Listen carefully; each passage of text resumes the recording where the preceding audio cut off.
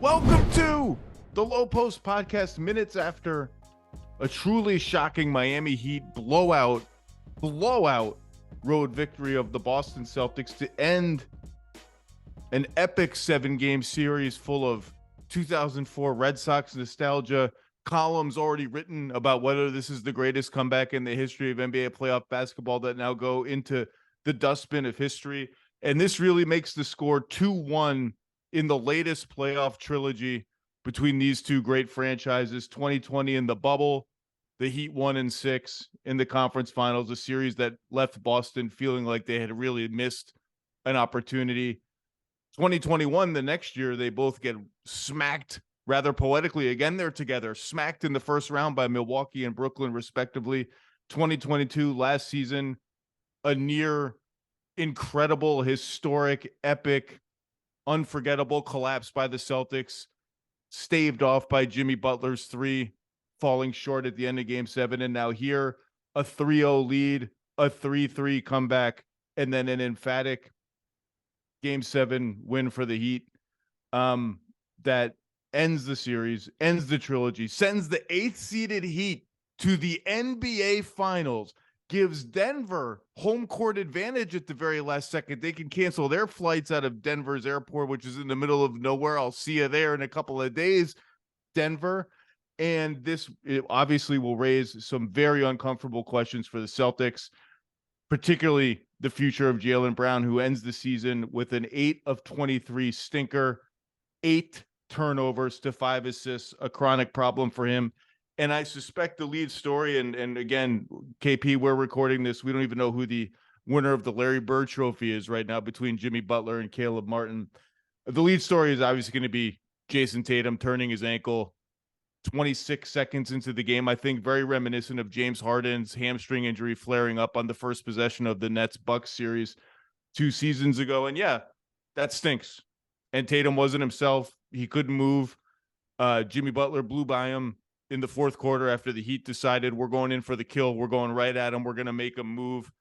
He blew a layup at the very first possession of the fourth quarter with Boston trying furiously to get back in the game. Caleb Martin followed it up with a 3 because, of course, Caleb Martin, let us pause now to praise Caleb Martin. I have always had a soft spot for the Martin twins. I did not, in my wildest dreams, see Caleb Martin nailing sidestep threes, baseline fadeaways, one-on-one bruising drives, shoulder checking drives, up and under finishes at the basket. And I thought his back-to-back scores at the end of the third quarter, and then of course going into the fourth quarter, but he had a sidestep 3 off a Jimmy Butler drive at the end of the third quarter, and then a fadeaway almost at the buzzer to restore Miami's lead a little bit. What an incredible series for Caleb Martin. If he wins the Larry Bird Trophy, no objections to it. I'd probably lean toward Jimmy Butler. I honestly don't really care. The Miami Heat are going to the finals, and we're just being informed that Jimmy Butler has won the Larry Bird Award. I actually think that's okay because Mr. Kevin Pelton, I wrote after the Boston Celtics Game 4 win that it was great that the Celtics had rallied in the series and made it a series. That it was awesome that the 2023 shot quality trophy will go to the Boston Celtics. They can put that maybe, in a closet somewhere because it's worth nothing. That none of that really mattered all that much because when you go down 3-0, your margin for anything, any event, any outlier event that is unfavorable to you is gone. And what I wrote in the piece was Max Strus hits 7 threes, you're done. Tatum goes 4 of 20 in one game, you're done.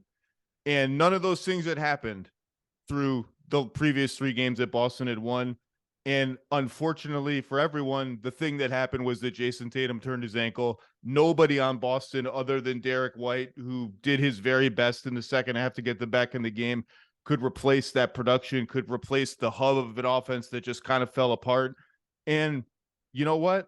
That's just life in the NBA. It stinks. It's a stinky way to end the series, but he didn't win this game by 2 points. They won it absolutely going away.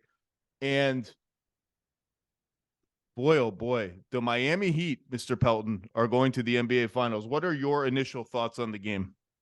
Yes, you started by calling this a shocking result. And I think the fact that the Heat won this game wasn't really terribly surprising to me, even as heartbreaking and one of a kind as the end to game six was. Like, I think like everyone else, I expected Miami to rally and put up a good effort tonight. But if the Heat won this game, I assumed it was going to be them outplaying Boston in the clutch, which is how they've gotten, two of their three wins previously in the series. Only the game 3-1 is the exception. And instead, you sort of talked around this. Miami, the combination of the Tatum injury, Miami shooting 50% from three, as my buddy Mark Hobner noted on Twitter, the third time in this series they hit at least half of their threes. They did that three times in the Miami, entire 82 game regular season. 14 of 28 from three. You said they hit 50% of their threes three times in 82 games and three times in this series. Yep. Yeah, that's not going to make anyone in the greater New England area feel any better, especially since the Celtics shot 9 of 42 from three. And again, you don't get a shot quality trophy. You got to make the shots. The Heat made their shots. And yeah, please continue your initial thoughts on the game. Yeah, this one, I feel like it certainly was an outlier shooting performance, but Boston's offense, other than the stretches where Derek White improbably took over, and we had the Derek White Caleb Martin duel in the Eastern Conference Finals that all of us predicted. Aside from that, it was often stuck in the mud. It looked like they were playing in the clutch the entire game this time, basically. There wasn't the kind of ball movement that we saw at the start of game 5 that really broke down the Miami defense and created a series of good looks. They had makeable shots. They should have shot much better. They perhaps could have won this game if they had shot better. But I also think that there are certainly structural things in the Boston offense, including Jaylen Brown's turnovers, that they're going to have to address to improve their chances of overcoming poor shooting nights. Well, at some point, inconsistency, being inconsistent, being a team that people talk about is like, well, why is it always so difficult? Why do they have to make it so tough on themselves? Why is it always so difficult? Why do they have these weird stretches in the last 5 minutes of games where either their defense falls off or their offense just seems to lose the plot? At some and people talk about it, and I've done it too, as if this habit, as if this as if this sort of personality quirk is a thing that is a almost random malfunction that is holding the team back from what it truly is and should be. And at some point that discussion shifts to, no, it's just who you are. You're just an inconsistent team. This is just what you are. It's who you are. It's baked into your identity. And I think the biggest reason when people ask me, why are the Celtics so maddening? They have so much talent. Why? And again, Malcolm Brogdon was injured too. We should probably mention that. And Tyler Hero was injured. We could do the injury ledger, just put it out there. Both teams are dealing with injuries. It's a thing. My personal theory on that question, and sometimes what's been different about this season and this playoff run, not even this season, they were second in defense this season, but this playoff run since the first 2 games of the Atlanta series, is their defense has been a little more up and down than it has been in the past. Even in game 6, they got away with a million horrible mistakes, just walking away from Miami shooters, miscommunications. And that's been a kind of strange, but it's on offense. I just think it comes down to their top 2 guys are a pretty good playmaker and a negative assist to turnover or even assist to turnover guy playmaker. And by pretty good, I mean, yeah, Tatum had 11 assists in game 5. He had 11 assists. He has games where he does that and he makes the right simple pass and they ignite these swing sequences. He's a 5.5, 4.5, 6.5, whatever it is, assist guy. And Jaylen Brown, his career assist to turnover ratio is even. In the playoffs, it's negative. And if you're asking me why is this team so maddening, that's the place I'm going to start. Maybe part of it is the coaching. We can talk about that. Joe Mazzulla went from being a scapegoat to like, oh, maybe he's figured something out. That Joe Mazzulla. I loved how when Jaylen Brown got 4 fouls in game 6 and the Celtics tried to get him out of pick and rolls, like pre-switch him out of pick and rolls, people are like, boy, that Joe Mazzulla really made a great adjustment, learned a new tactic. That's every game. That's every game for every team in the NBA. Like, it was crazy to see that framed as like, he's growing as a coach. Anyway, that's the reason I think more than anything that they have these stretches. And it goes without saying that is probably going to be at the forefront of their decision now with Jaylen Brown, who's eligible for a supermax. And I've already said when they were down 3-0 and they let go of the rope, and kudos to Boston. I can't believe they recovered from that shellacking in Miami when they just stopped playing. I just don't think it's a no-brainer that they're just offering him the supermax. And if you don't offer him the supermax, that's not going to go over well. I just don't think there's going to be room for a lot of negotiation with Jaylen Brown. And it doesn't really take a genius to figure out the next steps from there.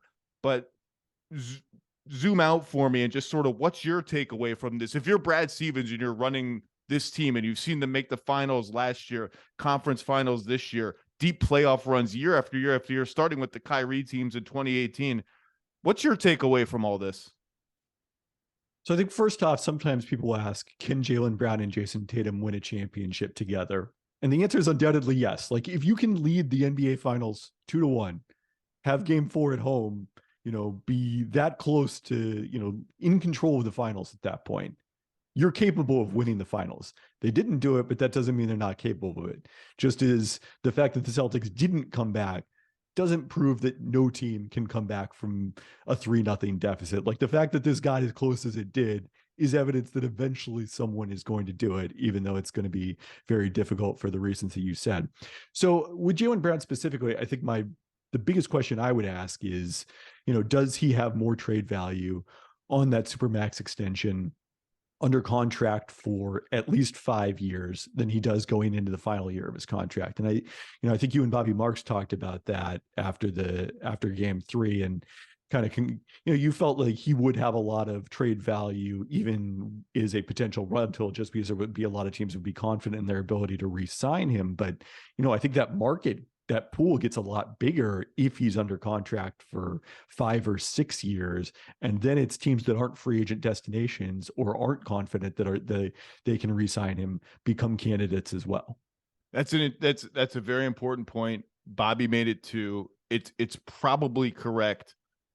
I also think that if negotiations fail in July and he is on an expiring contract and the Celtics decide to investigate the trade market for him, and I'm not saying any of these things are going to happen, I'm using the word if for each one of them, I think as that trade market develops, obviously any team trading for him will be trading for him with a wink understanding that yes, he's going to re-sign there long term. Obviously nothing's ironclad, nothing's signed in blood. Either way, I think he would have an enormous amount of trade value, despite the fact that, again, the playmaking just hasn't come along. It just hasn't come along. I want to talk more about the game because the game just ended. It's fresh in my mind. I mentioned the Caleb Martin stuff at the end of the third quarter, which I thought were just a big 5 points. Maybe the other defining stretch of the game to me was the beginning of the second quarter when Jimmy Butler hit the bench for what ended up being about 5.5 minutes. It was 22-15 Miami at the end of the first quarter. By the time Jimmy Butler came back in the game at the 7:46 mark, so it was 4.5 minutes, not 5.5 minutes, apologies, it was 36-21 Miami. So they had added 8 points to what had been a 7-point lead. And you don't often remember stretches like that in games because they're early second quarter. People are not paying as close attention. That was as important as any stretch of the game in Boston losing. And if you just look at the baskets that they scored, some of them Miami in that series, in that sequence, Duncan Robinson hits a 3 when Marcus Smart gets smashed by a great rescreen from Bam. Haywood Highsmith picks Tatum clean and goes coast to coast for a dunk. Gabe Vincent hits a contested 3. Grant Williams got hung up, but I thought it was pretty good defense. Marcus Smart tries a crazy lob pass to Jaylen Brown against the zone that hits 2 people's hands and then hits the backboard, and it's a fast break for Miami, and Caleb Martin hits a 3 in the corner, in the right corner. Kyle Lowry runs a pick and roll with Bam. Marcus Smart goes under the screen. He spins under it. Kyle Lowry was like, cool, I'm just going to shoot a three. Makes a three. I mean, some of that is bad defense. Some of that is you give this Heat team an inch and they are taking every goddamn bit of that inch. You give them an opening and they're making you pay.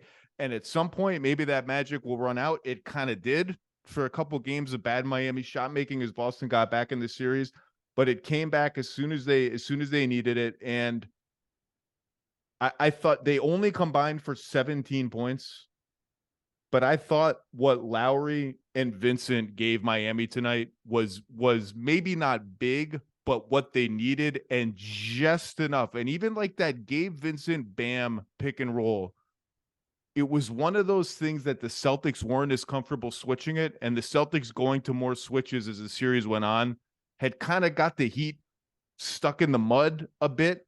And Gabe Vincent, he's never gonna light the world on fire. He's never gonna dunk. He's never not a big high flyer. Doesn't have like the sexiest hesitation dribble crossover move. His ability to go north south and make tough high off the glass layups. Boston's hesitancy to switch on that. He scored some buckets out of it. Bam, not tonight. Bam was not good offensively again tonight.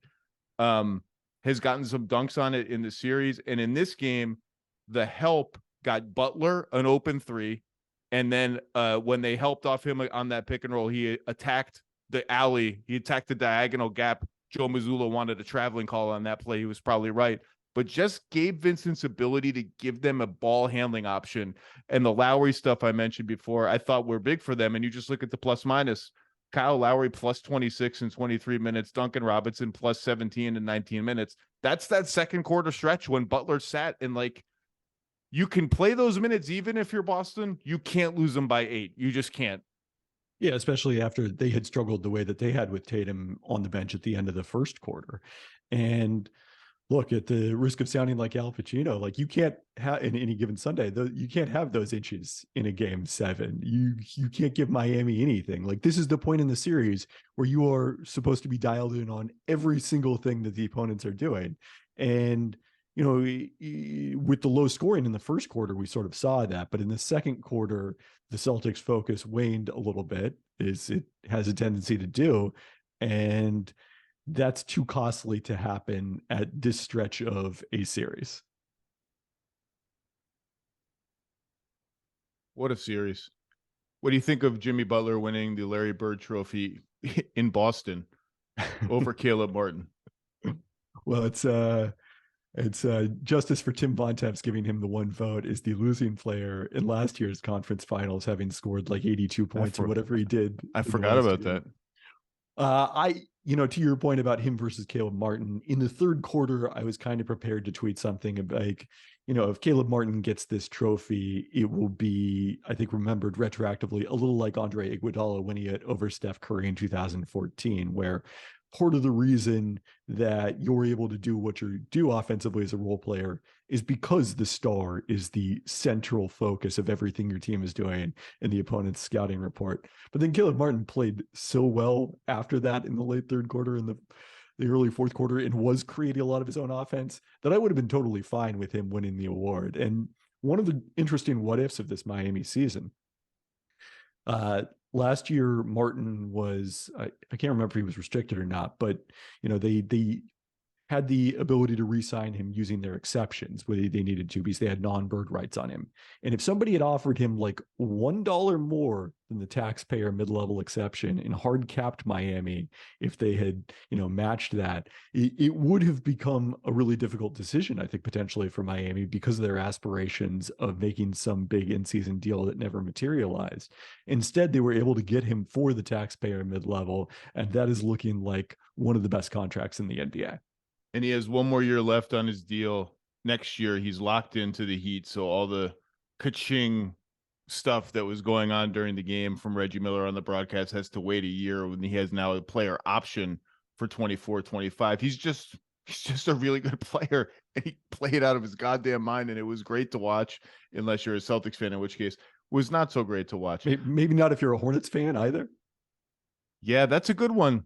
Broke up the Martin twins. Let one of the Martin twins go, and the other one didn't play Didn't play so much.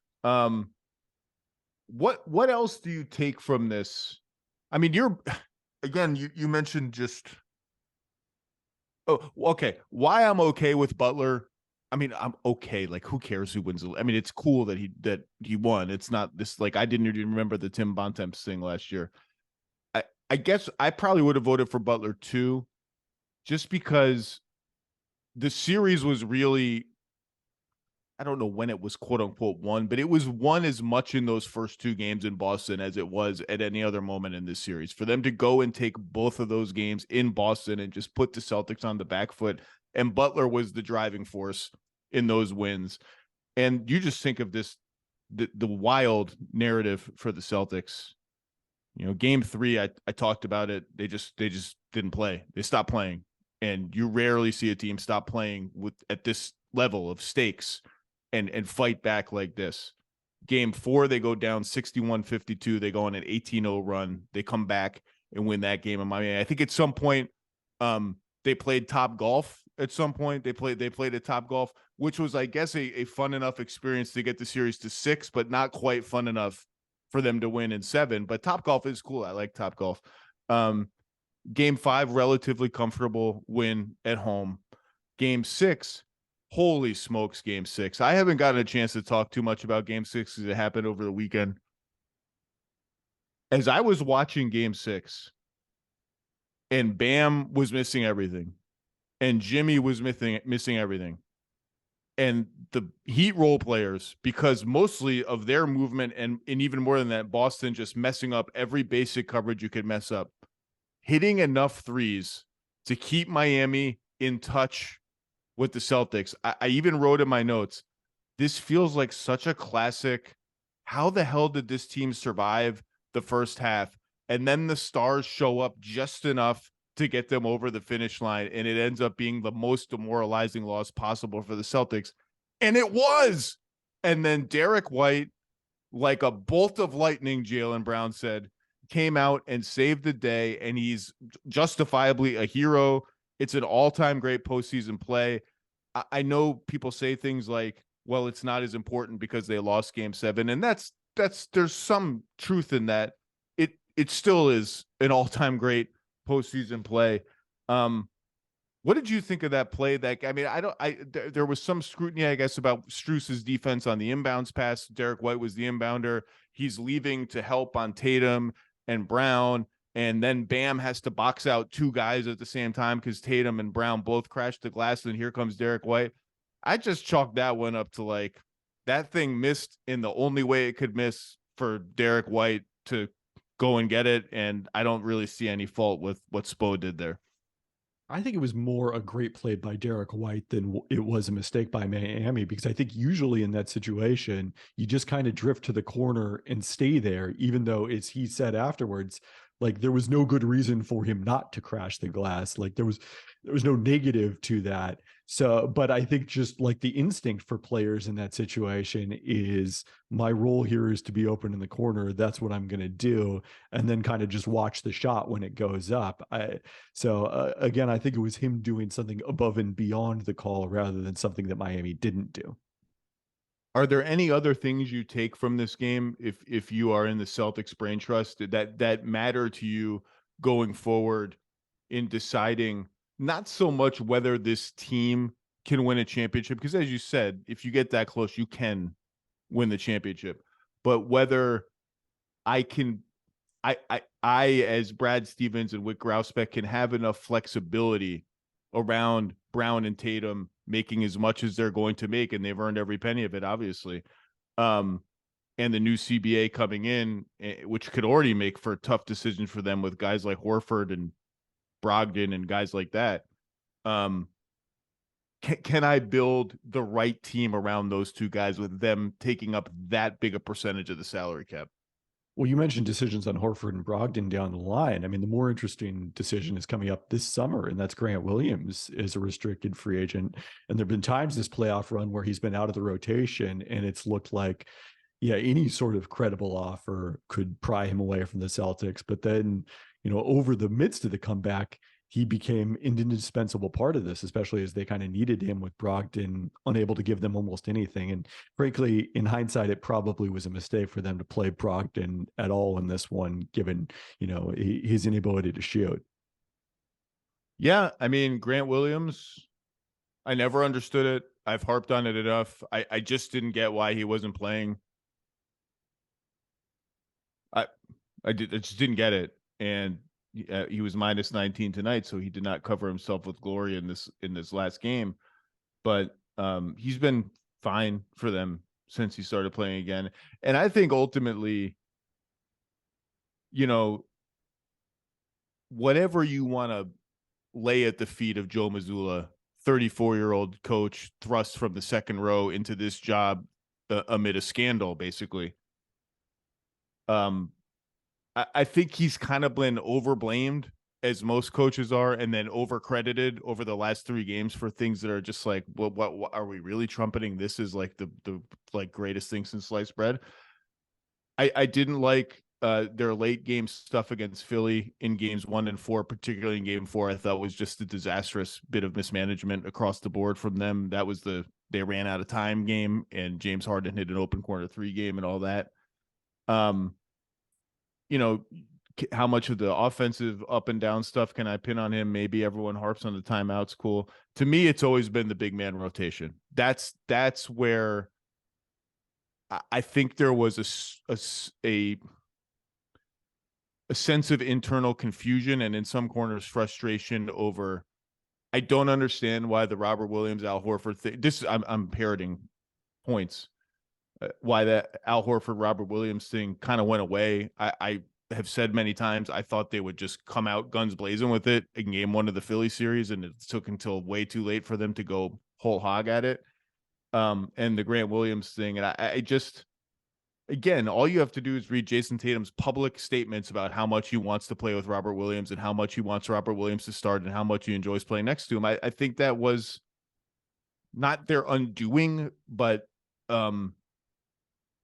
and even tonight, Robert Williams had an impactful, I thought, 14 minutes.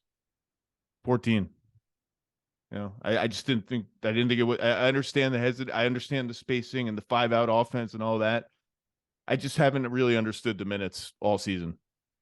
Yeah, I would have guessed he played a lot more than 14 before I looked at the box score, which probably is a testament to his impact.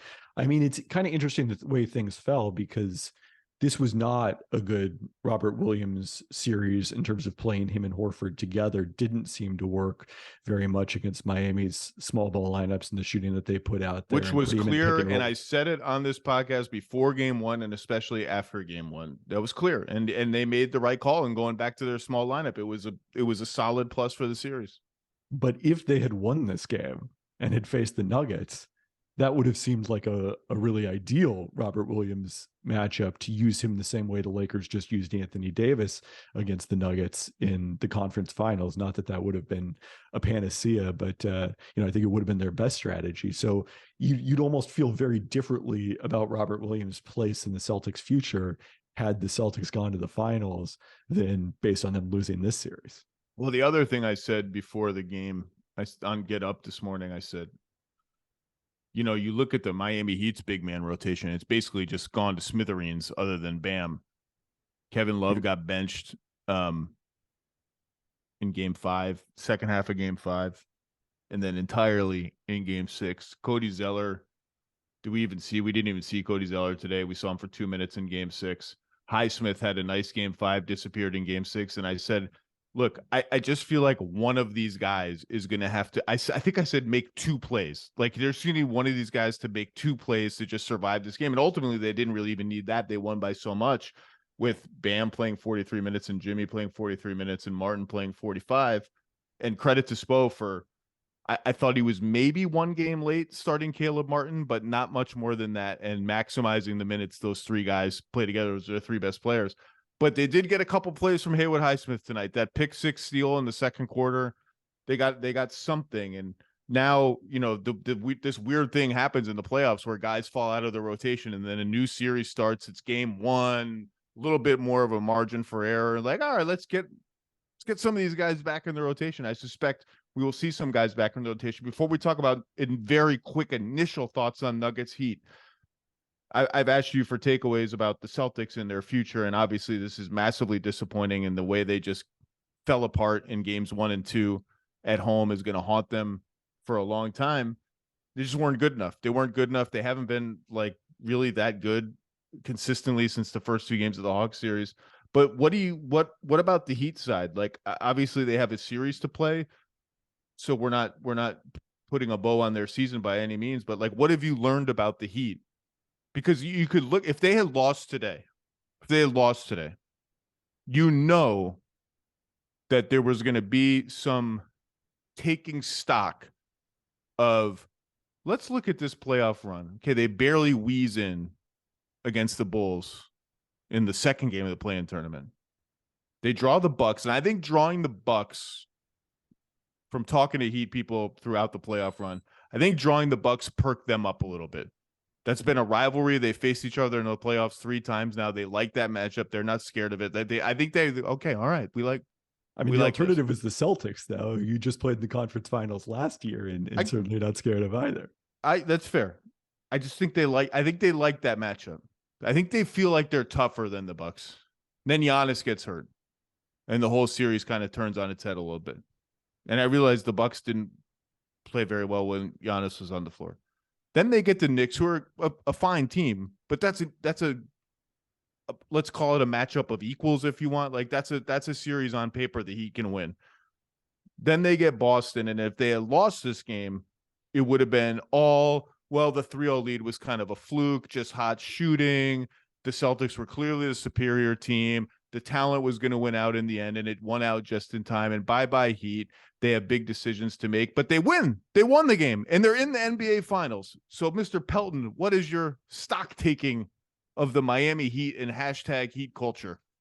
Yeah, so the question on Caleb Martin's free agency, what his next contract looks like, is still a ways away, but you've got Max Strus and Gabe Vincent, both eating free agency, certain to get massive raises if they do come back. And the most interesting stock to take about the Heat remains, you mentioned him earlier, Tyler Hero, who they've made basically this entire run without. And obviously at times they have missed his shot creation and, just the jolt that he can give them offensively. And certainly over an 82-game season, you need that. But in a playoff series, he's a guy that teams can hunt a little bit. And taking him off the court has made it easier for Eric Spoelstra to play lineups where Max Strus is the weakest defender. And if Max Strus is your weakest defender, you're probably doing pretty well defensively. And the other element of that is we have seen that at least if the shooters are making threes at the clip that they have in the Milwaukee series, Jimmy Butler plus Bam Adebayo plus shooters is more than good enough offensively to win. Chris Haynes is reporting just right on time and on target, Kevin Pelton, that Tyler Hero is ramping up. Everyone's ramping up all the time, ramping. That means they're going up a ramp. Like, am I ramping onto the highway when I drive my car? Yeah, you're ramping up your speed at the very least. It depends whether the ramp is. What if there's not a ramp? The direction of the ramp. Okay, this is ridiculous. He's expected to make his return at some point during the NBA Finals, with Game 3 being the likely target. And I've been hard on Tyler Hero, and I'm not hard on him, but I just said I don't think they've missed him, and I think I've even said they might be better off at times without Tyler Hero. That begins to run out if Jimmy Butler can't be like a 38% usage, 40% usage, just every single possession monster in these playoff games. And he has not been able to be that since really they didn't need him in Game 3, but since Game 2 of this series. That equation starts to flip a little bit because you just feel the void of, oh my God, we could use another shot creator here. And Gabe Vincent papers over it, and then Caleb Martin papers over it. And whenever that magic ends, if it ends, you'll feel that void. And this is a step up in talent. this is but I don't know how much of a step up in competition it is, but this is a Denver team that's like fully loaded and waiting and has zero questions about itself and zero consistency issues really. Maybe they'll need Tyler Hero. Maybe that will end up becoming a thing. Can I give you a stat about Tyler Hero's potential return? Sure. If he plays, it will be the longest layoff in at least the last 25 years in the playoffs for someone to come back. The largest in that span had when DeMarcus Cousins got hurt in game 2 of the Warriors first round series, had a quadriceps strain, returned for game 1 of the NBA Finals. So Hero to be injured in the first game of the playoffs to come back in the finals would be the longest in at least since 1997. You know who I think just my brain, this what happened in my brain just now. When I think of guys returning for the NBA Finals in a big role and the risk and reward of that, the first name that comes to my head is Jameer Nelson in the 2009 Finals, Magic Lakers, because I believe Rafer Alston was the fill-in starter, I believe, right, for that Magic team, if I'm remembering it correctly. And there was this whole like, well, how many minutes should Jameer play? Should he go right back into his starting lineup? And it was a whole big thing. And anyway, but what I'm asking you, Kevin, is like, do you buy the Heat? Have you bought into the Heat now? Like, is this a 100% true blue real thing? Like, this is a really good NBA Finals team. Like, it's completely inexplicable. Like, if you just look at like what they were in the regular season, there was no crescendo toward the end. They were trying so hard to catch Brooklyn for the 6th seed, and they could not do it. And the play-in was what it was. There was just like not a lot of evidence that there was a great team hiding in plain sight. And now here they are in the NBA Finals. It's hard to know what to make of it, but I know they're tough as all hell, and they're not going to give you anything. And here they are. Yeah, I'm probably a little more skeptical just because, like, look, everyone's talked about their own 3-point shooting going from 27th in the regular season to after tonight. They'll have the best 3-point percentage in the playoffs going into the finals. They surpassed the Nuggets. Part of that is our buddy Seth Partnow has noted is guys just returning to form because this was an outstanding shooting team in 2021 and 22. And, that wasn't entirely because of PJ Tucker, as it turns out. The other element that hasn't gotten as much attention, though, is just the opponent shot making for Miami from 3 has been pretty awful throughout this playoffs. And it culminates in 2 of the worst 3-point shooting games for Boston all season long in games 6 and 7. One of which Boston wins. Yes. So because of that, I'm probably a little more skeptical. But if you're going to make the positive case for Miami, again, this is last year's team minus PJ Tucker, basically. And that team was 1 shot away from the NBA Finals. If Jimmy Butler makes that 3, maybe we're thinking of this team in a different light. And they made the finals in 2020, and we were all shocked by it based on the regular season. So at some point, maybe we got to believe the playoff Heat, unless they're coming off of a bubble run. Yeah, I think the evidence is piling up that this is just a better playoff team than regular season team. Obviously, Jimmy Butler is a more prolific playoff scorer than regular season Jimmy Butler. Bam, for all his up and down play on offense, at least as a scorer, his defense just never wilts ever. His passing never wilts ever. And they just have a toughness about them that is real. And you just never worry about them like wavering and suffering self-doubt and quaking in the moment, even when they suffer a loss like they did the other night. It was because of a great player making a great play, and they nearly gutted out a game that really they frankly just should not have had any place winning. Let's turn to the finals briefly. I am not on Twitter as we are doing this. I don't know what the early Vegas odds are on this finals. I would assume that the Denver Nuggets, now with home court advantage, will be sizable favorites over the Miami Heat. I have not watched 1 second of film between these two teams yet. I will do that tomorrow. I was waiting for this series to end. I suspect I will pick the Nuggets. What stands out to you about this matchup at first glance? So Adam Mares mentioned last week when he was on the podcast about their, Denver's dominance of this matchup in recent years, 10-2 in the last 12 meetings. It's interesting that Nikola Jokic's numbers have not actually been that outstanding against Miami. He's basically averaged the same thing against the Heat in that span that he's averaged against everyone else. The other thing that stands out about this series besides that to me is Miami's zone was such a weapon for them in the conference finals against Boston, which, had a good moment against it in game 5, but never seemed to entirely figure it out. The Nuggets over the course of the regular season and playoffs have averaged 1.21 points per possession against zone, the second highest in the NBA behind the Cleveland Cavaliers, according to Second Spectrum tracking. And the Heat played 11 possessions of zone, according to Second Spectrum, in the 2 matchups against Denver in the regular season. And the Nuggets scored 19 points on those 11 possessions.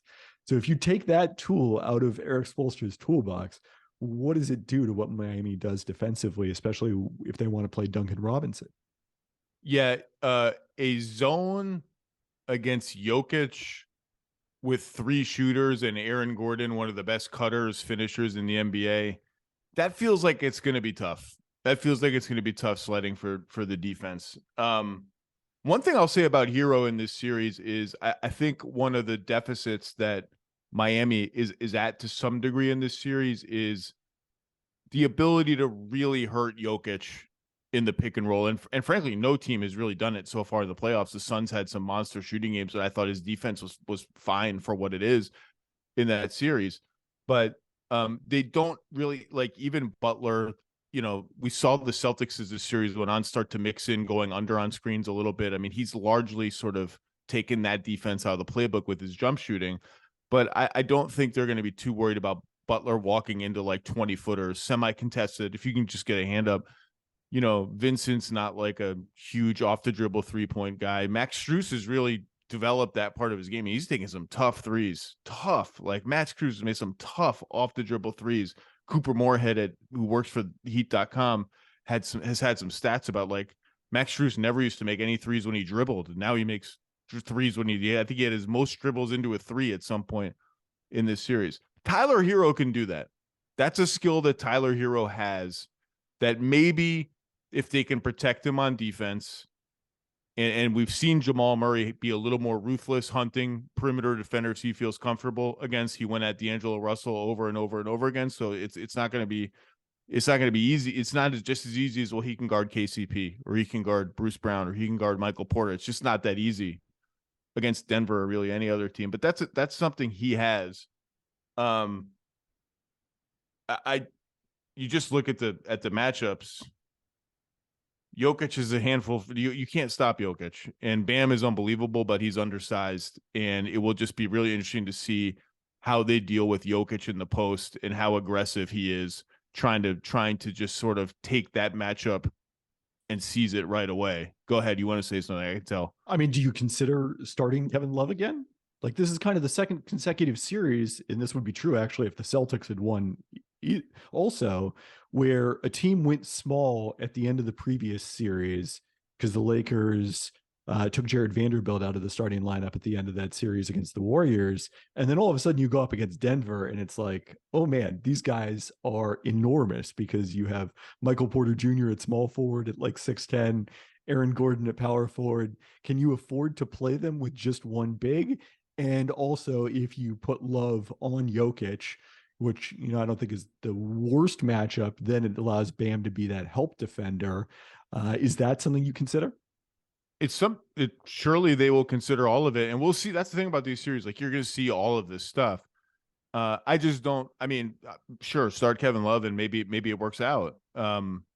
Obviously, he can guard Aaron Gordon. Like, that's an assignment he can handle. But as we've seen, when the Lakers tried to ignore Aaron Gordon out of the series, Kevin Love roaming off Aaron Gordon does nothing to help your defense. No one is stopping their drive because Kevin Love is the last line of defense. And B, the Nuggets will put Aaron Gordon in ball screen actions, use him as an off-ball screener, a back screener, and get Kevin Love moving around, even if he's guarding nominally the worst shooter or whatever of Denver's starting 5. And love on Jokic is, oof, that's a tough one. He's a wily old vet. The hair's gray. He knows all the tricks. That's a tough one. And Bam be a good rover, but rim protection is not what makes Bam Bam. And if you're going to have a rover, he needs to be a really threatening shot blocker. And that's not quite what Bam is. And the other thing is, like, you would look at who the Celtics could throw at Jamal Murray defensively and look at who the Heat can throw at Jamal Murray defensively. It's just a world of difference in the size he's going to see in this series. And you start to think of, like, well, what matchup advantages does Miami have? One of the advantages they have is their nonstop movement and creativity and all that. And Denver, I think, can match that on offense and knows how to defend that kind of stuff. And Aaron Gordon, I would assume, will guard Jimmy Butler as the primary defender. That's as good of a matchup as you could have for a physical brute like Butler. And Aaron Gordon foul trouble will be a thing, like all the pump fakes and all the tricks that Jimmy Butler has. And yeah, Jimmy Butler can try and hunt KCP, and KCP's pretty good. Bruce Brown figures to play a big role. Hunt Jamal Murray the way we've seen LeBron hunt Jamal Murray in the previous round. We'll see some of that. It's just, so it's a hard way to live over and over again as Jimmy Butler, just grinding and grinding and grinding. It's just a hard way to score enough points. Yeah, I mean, I think that may be their best strategy, though, also in terms of just like slow the game down, get shots on goal, keep Denver out of transition as much as possible, kind of like the 2015 Cavaliers against the Warriors playbook a little bit, when LeBron just was, controlling every possession for like 20 seconds on offense. I do not think no one in Denver is going to spill their guts to me about this. I would bet good money that they were hoping Miami would win this series, if only for home court advantage, if only for Game 7 at home. They're undefeated at home in the playoffs. I think this is a better matchup for them. But look, the Heat are in the finals, man. Like the Heat are the Nuggets are. I'm not saying they are, but just this whole talking point is going to say, well, the Nuggets are probably relieved that the Heat are in the finals and not the Celtics. The Heat just beat the Celtics. Like, how relieved can you actually be? So the team that they just beat, you're so relieved I don't have to play that team. I have to play the team that beat that team. Don't be relieved. It's not relief playing against the Miami Heat. It's not a great sense of relief having those dudes run into you and hit you and make shots over you and just hit you with, a Bam screen. They should make media members try to get around a Bam screen. That should be part of the media training. All right, we're all going to go to Vegas. Bam's going to wake up at 9 a.m. and just deck all of us with picks. That should be, I would do it. I think that should be part of the deal. We'd have to sign a waiver, right? Because you might get hurt that way. No, the Heat opponents don't get to sign a waiver. Nobody gets to sign waivers in these games. I think there is a liability waiver built somewhere into the NBA contract. I'll do it. I'm game for it. You want to talk about the rest situation here? No, like the rest. Like Denver has been off for a week now. Oh, the rest. Yeah, I forgot. They beat the Lakers, I think. Several years ago. Jokic had time to go back to Serbia if he wanted to. So this is something I wrote about in our first look at the finals, which I assume is on ESPN.com now, but I have not checked for it yet. If you look at teams that have had 5 more days rest going into the finals than their opponent, at least, they are 10-6 in game 1, which doesn't sound very good.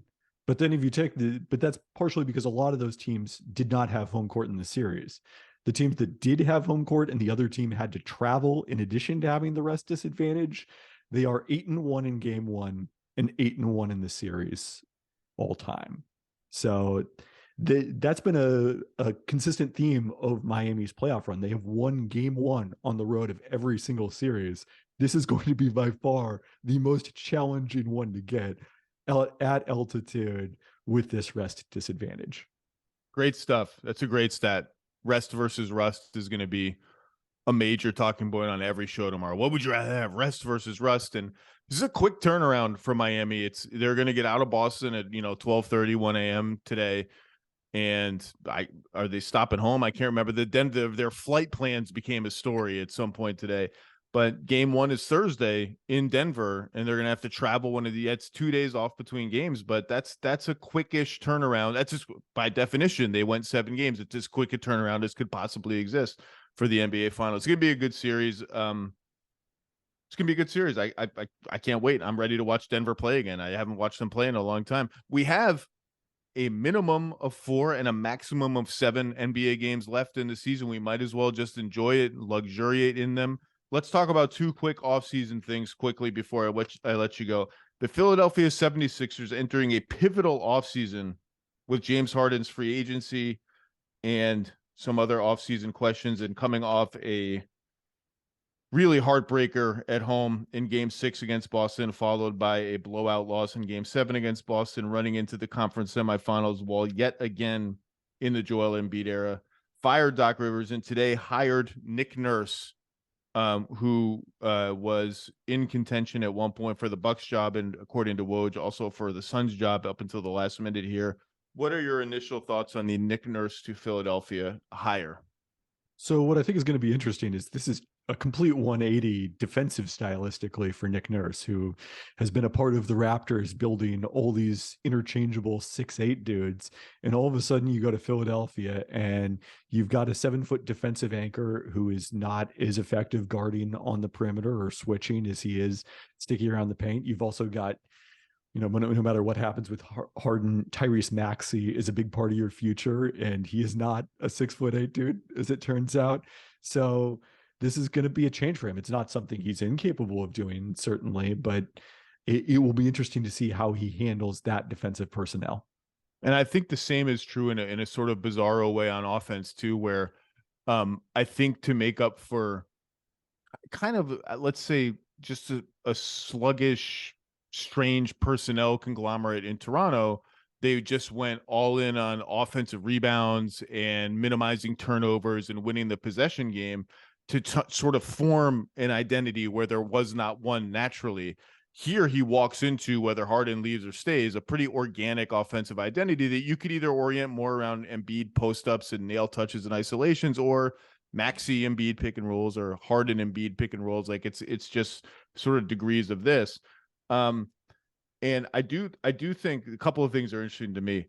I have no idea if Joel Embiid is happy or not about the hire, but he was openly miserable playing against Nick Nurse teams and just always hated, like, all they do is double and triple team me, this Nick Nurse guy, complaining to the refs and throwing all these goofy defenses at me. Well, now you get to have him as your coach.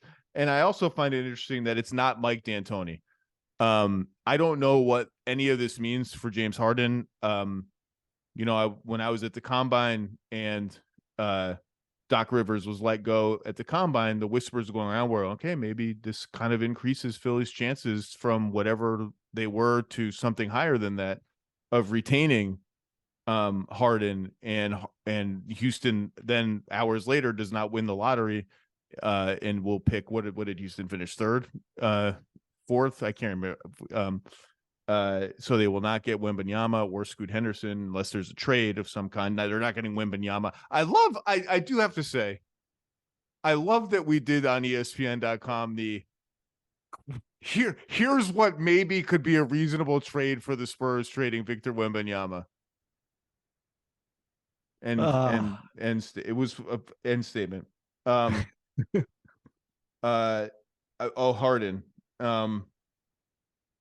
Yeah, I mean, we'll see. I mean, I'm sure that Daryl Morey has contingency plans for how to retool the team in the event Harden leaves. I just don't know what they are, because they won't have cap space and they don't have like a great deal of draft picks to attach to, say, Tobias Harris's contract or whatever they'd have to move.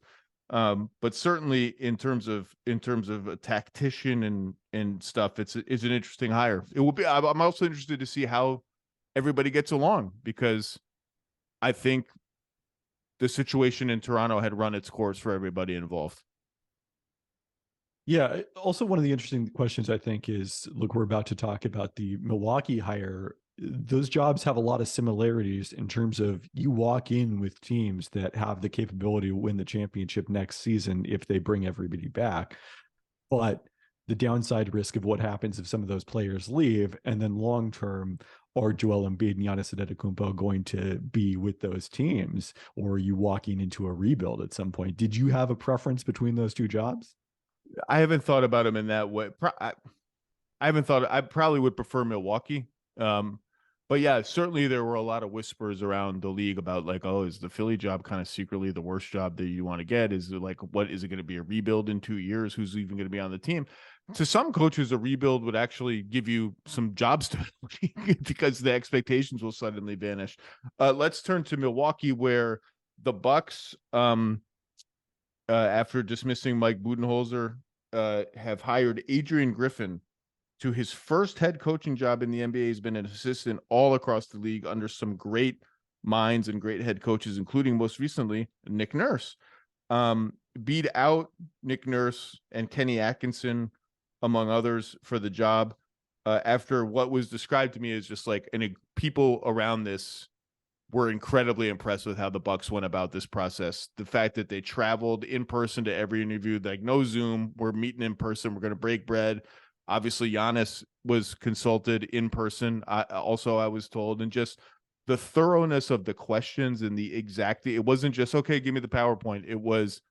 There was a great dialogue and back and forth, and a first-time head coach landing this job is quite a statement of faith in that person, in Adrian Griffin. What are your thoughts on that? And look, we've seen first-time head coaches have a lot of success recently in this league. I mean, Nick Nurse himself is an example of that. Like, Toronto took a pretty big risk to fire Dwayne Casey coming off of a Coach of the Year season and promote Nick Nurse from his bench. And obviously they didn't coach the same teams. Dwayne Casey didn't get a chance to coach Kawhi Leonard, but the Raptors did everything they possibly could with that group in that year's championship run. I think the other interesting thing about, and this applies to both of these jobs, is like there's kind of only downside to them in the regular season, because it's going to be hard to be much better in the regular season than these two teams were under Mike Budenholzer and Doc Rivers. And no one is going to be impressed by whatever you do in the regular season, because the question is always going to be, will it translate in the playoffs? Well, look, I mean, the exception I think would be if Harden leaves and Philly becomes an instantly different team, and they're like, oh my God, this Sixers haven't missed a beat. And Milwaukee obviously has got some big, we're sitting here talking as if their roster is a certainty going forward, and Chris Middleton has a player option, and Brook Lopez is an unrestricted free agent. Like, they've got to make some pretty big decisions, and they don't have a lot of optionality if they decide to not have those players on their team, or those players decide to not be on their team. And Giannis is certainly watching all of that quite closely, as he was this coaching hire. The one thing I've heard about Adrian Griffin is, he's been under Billy Donovan and Tom Thibodeau and on and on and on. A lot working under Nick Nurse, who, love him or not love him, is one of the more creative tinkerers in the NBA, who will throw out box and one and triangle and two, and reinvented the Raptors offense to whatever degree it worked around this just totally out of sync with the rest of the NBA identity of offensive rebounding and crashing four guys to the glass. I think, and what I've heard is Adrian Griffin really valued sort of watching that up close after working under some of the more taciturn coaches in the league. To see this up close, I think he took a lot from that. And maybe this will be like one of those Mike Brown things, where a guy, sort of his cumulative experience ending in this very different for him most recent experience. For Mike Brown, it was the Warriors and the whole Warriors culture of joy and passing and stuff.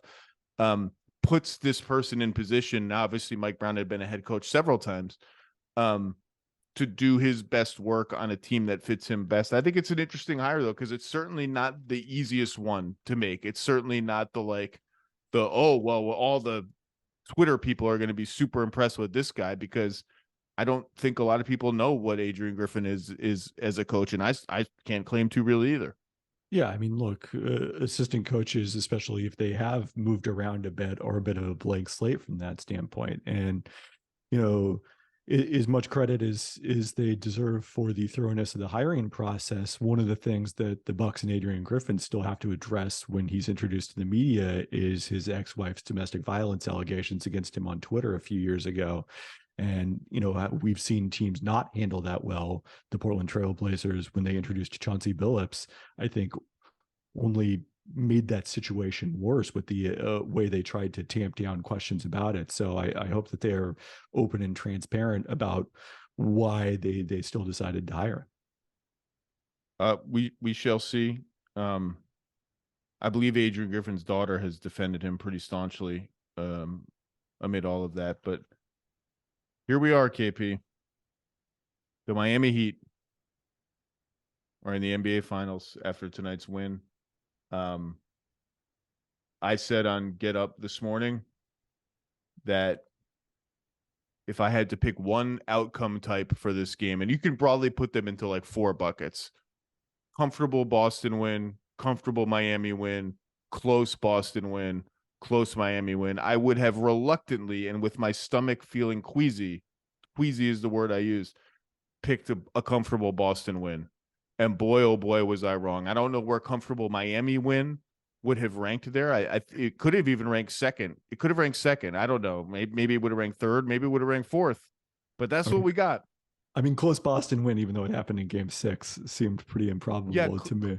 Close Boston win might have been fourth. And then you just have to decide between, close Miami win or blowout Miami win. We got blowout Miami win, and it's quite a moment for the Heat and quite a not great moment for the Celtics. And now we get the NBA Finals, the thing that all this, who's going to leave in free agency and who's the next unhappy star and what are the rumblings about this player getting along with that player and the offseason machinations that draw the most clicks, and they do draw the most clicks and they do draw the most listens. They're all about this series right here, trying to win it. The last series, 2 teams left playing for the NBA championship. All those moves, all those rumors, the whole reason you're interested in them is because you think they can get your team to this point where the whole world is watching, and the whole world will be watching. Serbia will for sure be watching. The Denver Nuggets and the Miami Heat open in Denver on Thursday. There will be a lot to talk about. Mr. Kevin Pelton, thanks for staying up late with the Lowe Post podcast, sir. Beauty of the West Coast, not even staying up late. So thanks for having me. Yeah. Brag about Pacific Standard Time. Mountain Time. I'm coming, baby. I like the in-between time zones. I think they offer the best of both worlds. Like when I wake up at 7:30 in California, KP, like the whole world's been going on fast forward. What did I miss? I'm going to give Mountain Time. I like Mountain Time. I like Central Time. I'm excited. Thank you, sir.